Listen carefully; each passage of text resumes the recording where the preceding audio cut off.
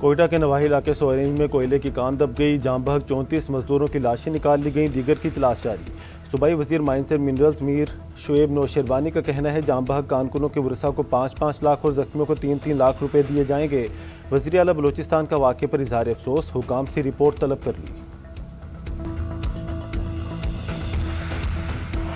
یہ کاکروچ اگر اکٹھا ہو گیا تو یہ ہر چیز کو الٹ سکتا ہے۔ یہ سسٹم جس کے اندر ہم رہ رہے ہیں یہ کولیپس کر چکا ہے، آپ مانے نہ مانے۔ آپ کو ایڈمنسٹریٹو یونٹس صوبے اس کو جو مرضی نام دے دیں، اس کو لے کے جانا پڑے گا عوام کی سطح پر۔ نئی لیڈرشپ نہیں آئے گی، یہ کام نہیں ہوگا۔ تمام پولیٹیکل پارٹیز کو ایک کمرے میں بیٹھنا پڑے گا، ان کو اپنے ملک کا ایک ایک ایشو بیٹھ کے سیٹل کرنا پڑے گا۔ ہم کیوں اس دن کا انتظار کر رہے ہیں جس دن ہم پبلک پریشر میں آ کے یہ کریں؟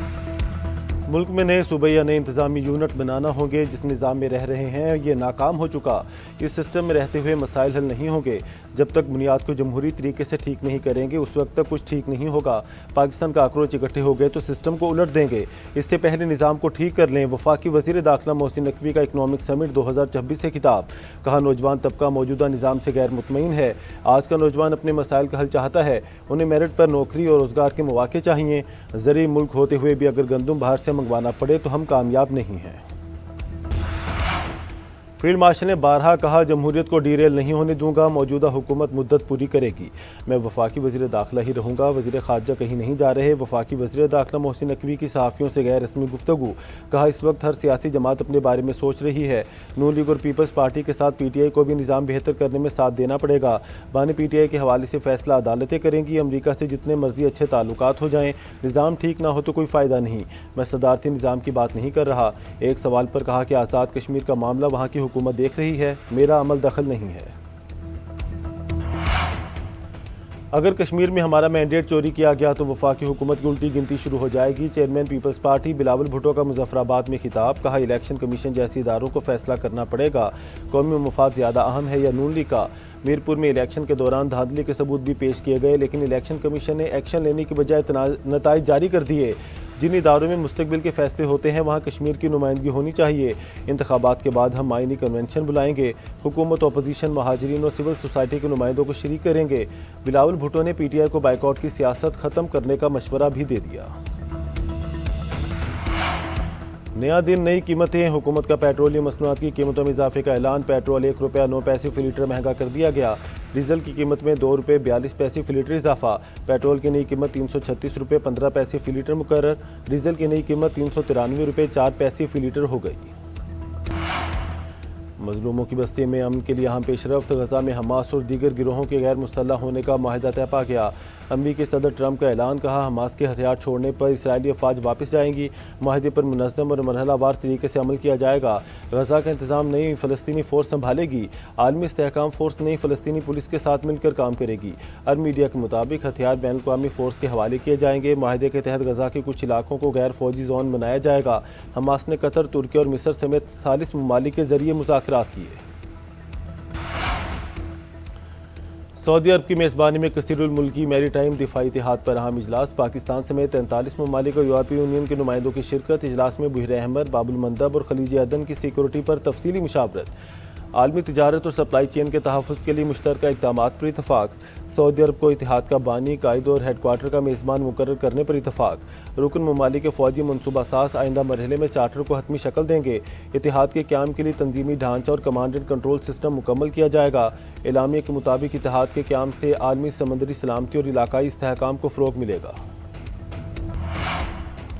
امریکی حملوں کے جواب میں ایران کا جوابی وار، امریکی فوجی اڈوں کو نشانے پر رکھ لیا، اردن میں الرزق ایئر بیس کو نشانہ بنانے کا دعویٰ، پاسداران انقلاب کے مطابق 3 امریکی F-35 طیارے تباہ کیے گئے، متعدد امریکی فوجی افسران اور تکنیکی عملے کی ہلاکت کی بھی اطلاع، خطے سے امریکی افواج کے انخلاء تک کارروائیاں جاری رہیں گی، پاسداران انقلاب کا 115 روز میں ریڈار فضائی نظام کے ساتھ کمانڈ اینڈ کنٹرول مراکز کو نشانہ بنانے کا دعویٰ، کہا 3 سیٹلائٹ پیٹریاٹ کے 6 ریڈار، 5 نگرانی کرنے والے ریڈار ہدف بنے، لڑاکا طیاروں ہیلی کاپٹرز کی مرمت اور دیکھ بھال کے 6 مراکز کو نقصان پہنچا، 3 لاجسٹک مراکز، ایندھن کے 12 ذخائر اور اسپیئر پارٹس کے 12 گوداموں کو تباہ کیا، امریکہ کے 11 لڑاکا طیاروں اور ہیلی کاپٹرز کو بھی شدید نقصان پہنچایا۔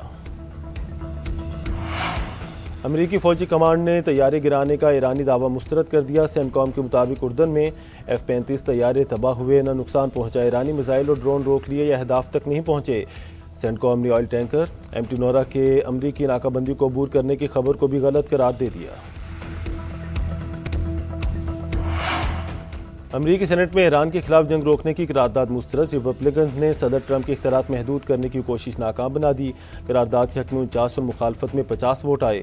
3 ریپبلکن سینیٹرز نے قرارداد کے حق میں ووٹ دیا۔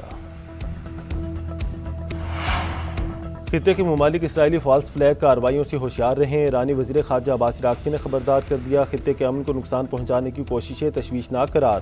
بولے مصر کی سلامتی ایران کے لیے انتہائی اہمیت رکھتی ہے۔ ایرانی اسپیکر باقر کالباف بولے، امریکہ کو اپنے مظالم کی قیمت چکانا پڑے گی۔ امریکیوں کو بے گناہوں کا خون بہانے کی عادت پڑ چکی ہے۔ مناب اور کشم جزیرے پر رہائشی عمارتوں پر حملے امریکی مظالم کا تسلسل ہے۔ امریکی روز نئے جرم کا ارتکاب کر کے اپنے ہاتھ آلودہ کرتے ہیں۔ نائب وزیر اعظم اسحاق ڈار کے ملیشیا اور سعودی عرب کے وزیر خارجہ سے الگ الگ ٹیلی فونک رابطے، خطے کے مجموعی صورتحال پر تفصیلی تبادلہ خیال۔ مشرق وسطیٰ میں فوری جنگ بندی، علاقائی امن و استحکام اور باہمی تعاون کو مزید مضبوط بنانے کے عزم کا اعادہ کیا گیا۔ اسحاق ڈار نے کہا کہ ملیشیا اور سعودی عرب کے ساتھ قریبی سفارتی رابطے برقرار رکھیں گے۔ بھارت غزہ نسل کشی میں اسرائیل کا شراکت دار نکلا۔ بھارت فلسطین کے خلاف اسرائیل کو اسلحہ، دفاعی پرزے اور گولہ بارود فراہم کرتا رہا۔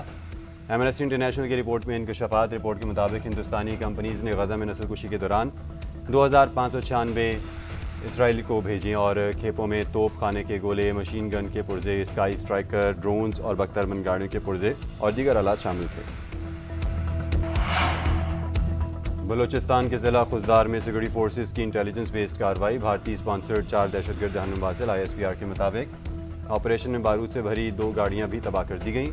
ادھر تربت سے اغوا 6 مزدوروں کو بے دردی سے شہید کر دیا گیا۔ دہشت گردوں نے 27 جولائی کو کیچ میں جاوید دامی مزدور کو شہید اور 6 کو اغوا کیا تھا۔ شہداء میں 4 کا تعلق پنجاب اور 2 کا خیبر پختونخوا سے ہے۔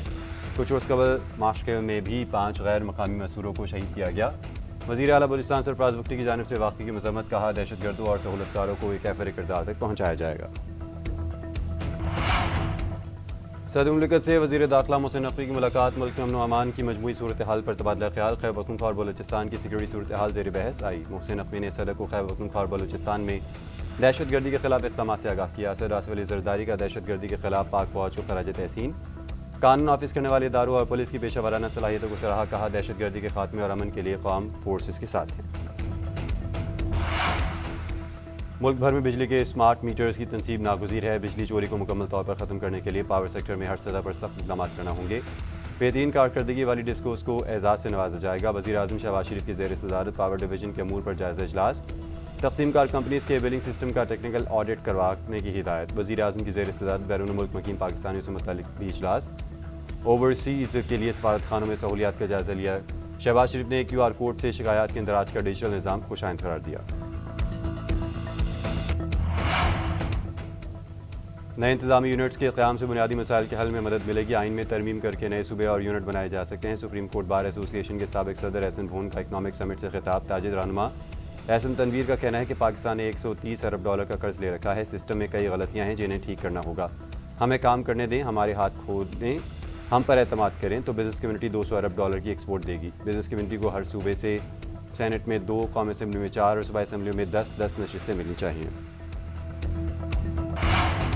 ملک میں مونسون بارشوں کا نیا سپیل۔ اسلام آباد اور راولپنڈی کے مختلف علاقوں میں بادل برس پڑے۔ موسم خوشگوار۔ اٹک، میاوالی، فتح جنگ اور اطراف میں بھی گرج چمک کے ساتھ بارش۔ مردان، کوہاٹ، چارسدہ اور مالاکنڈ سمیت خیبر پختونخوا کے کئی شہروں میں بادلوں کی گھن گرج۔ نشیبی علاقے زیریاب، لنڈی کوتل اور گردنوا میں شدید بارش سے جل تھلیک۔ ندی نالوں میں طغیانی، کئی گھروں میں پانی داخل۔